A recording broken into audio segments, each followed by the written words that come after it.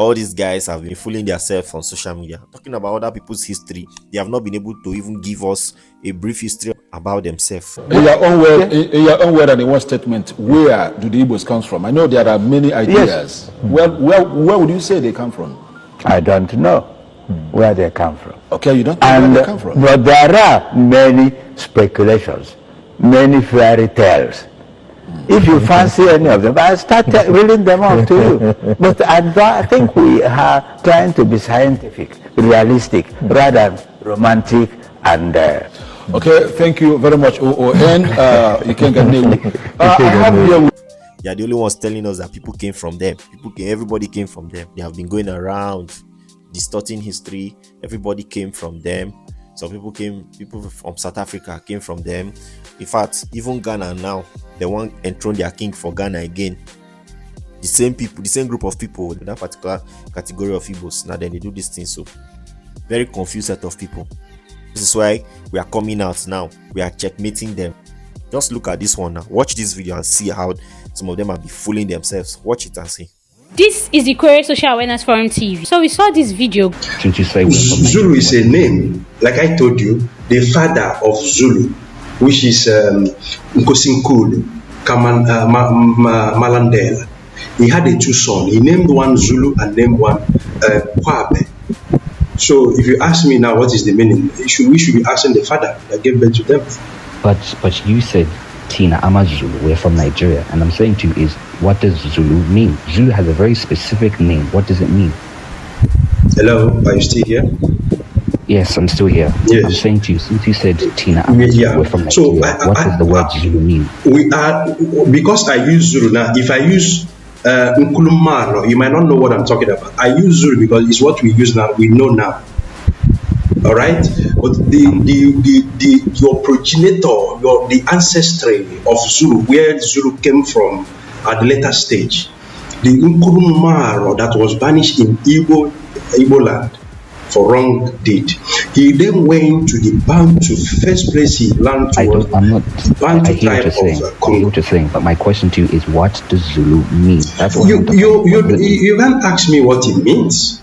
Because I can, because you're saying we're from Nigeria. You can as well ask me. You can as well ask me. Apparently, the Igbos are claiming to have founded the Zulu tribe of South Africa, and then we saw this video. You ask anybody, the name America is an Igbo name. America is an Igbo name. The real meaning is Emerigomunka. Ask anybody, the founder of America is a black. No matter what is taking place today. And that will take us back. The English people said civilization started in Africa. Yes, it started here. The Igbos here were claiming to have founded America. And then we saw this too. There's not like Igbo. There was Bo, GBO. The woman named called Bo, who gave birth to Irupa. Irupa, the one that ruled Europe. Yeah, Europa. Europa, okay. Irupa is the woman's name. The grandmother's name is Bo. You know it make me laugh past. This one saying now Kwani man. Oshobo no Kwani. Keni kuni shobo no Kwani. Didn't have before they go. Talking rubbish. And again, we saw this video as well, where the Igbos also claim to have apparently founded India and Japan. Japanese government said they are interested. I have to come. Because the first time I told the people that the Igbo people gave birth to Japan, they said I am crazy. I shut my mouth. Later, Japanese government said they are interested. I have to come. Because when I got there, I am going to show them why the Japanese answer names like Ogwejofo, Ngozeka. Yes. If you go to Kanagawa in Japan, you see that the Igbo people gave birth to Japan. When I told them that the Igbo people gave birth to the Harappan and the Dravidian civilization of India, people said I am crazy. But when I pointed Igbo things in India, in Hindu, in Sanskrit, everybody shut up.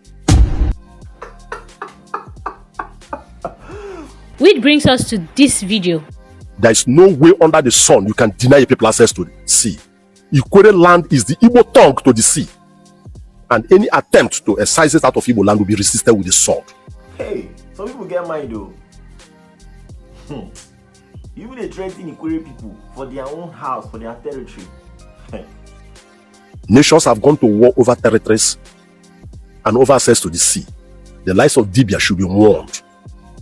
that their thinking is wishful, but if they take any step to realize it, they'll be. Now, apparently, this is one of the supposed aggrieved stranger from Ikwerre. I mean, I'll call him that, given the fact that he was ostracized and stripped of his Ikwerre identity since 2017 by the Ikwerre kings and elders. And allegedly, he used to be an IPOP member. So you could clearly see him being sponsored, allegedly, to threaten Ikwerre ethnic nationality to be Igbo, or else Igbo was going to unalive all Ikwerres with the sword. Not my words, his words. And this same ethnic group, known as Igbo, went ahead and picked one of their sons, who has indigenized in Ikwerre land, to come and represent their Ohaneze in the Igbo, despite knowing that Ikwerre is an ethnic group of its own, simply because they want to push a narrative. But of course, the traditional rulers, kings and chiefs of the entire Ikwerre land, under one umbrella known as the Obako Ikwerre Worldwide, ostracized this fellow known as Mbata and stripped him of his Ikwerre identity. And today, he is no longer a part of Ikwerre ethnic nationality, but rather a stranger. In essence, what am I saying? This shows you the desperation of this ethnic group to annex regions and other ethnic groups to their self-acclaimed majority population. And why some persons may say it's not all Igbos, but of course we saw all the Igbo elders and governors congratulate the Mbata of a man when this atrocious act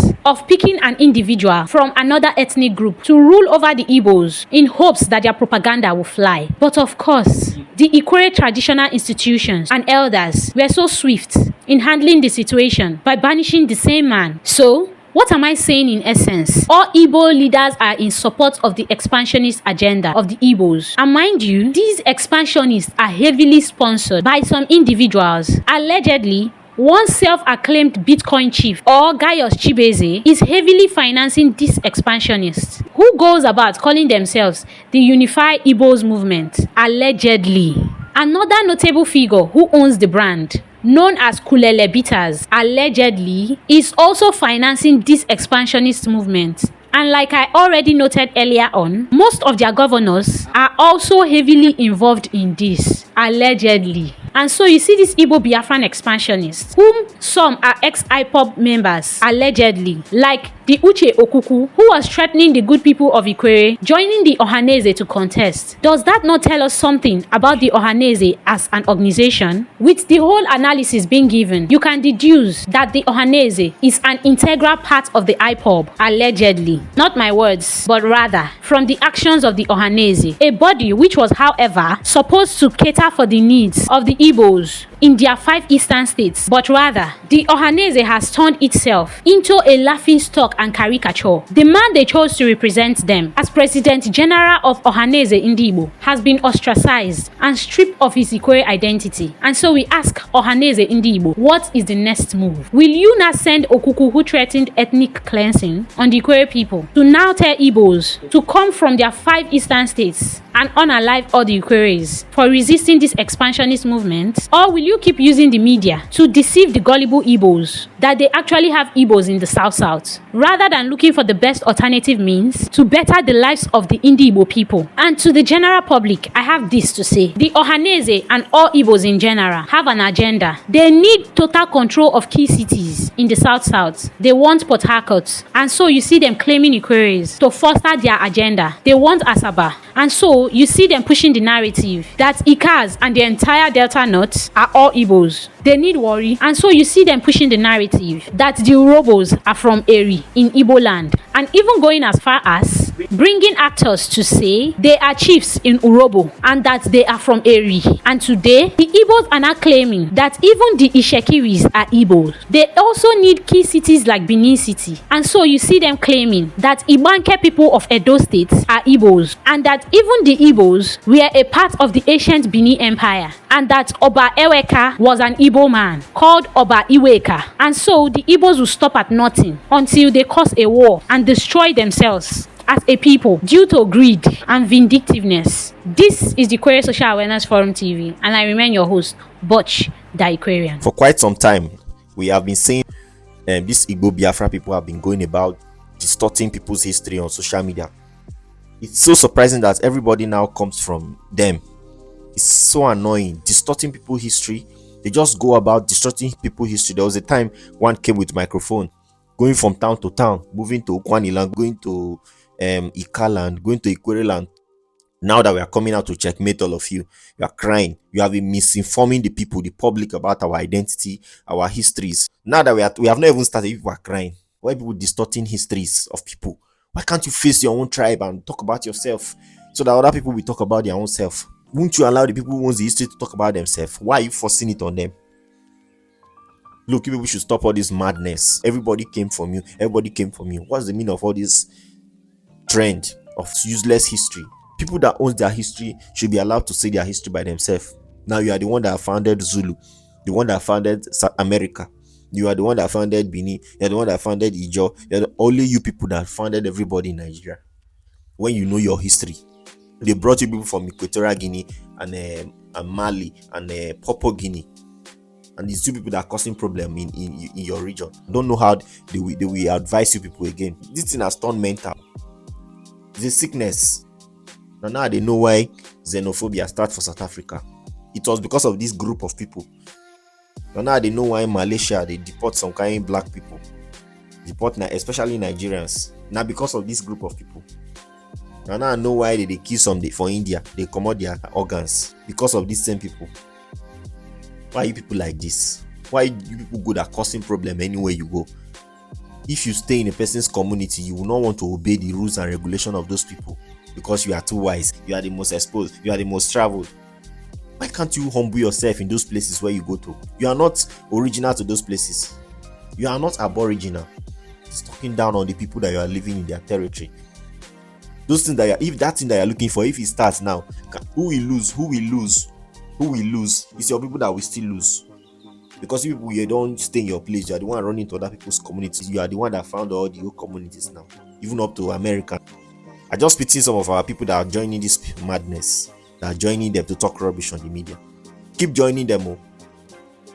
Continue.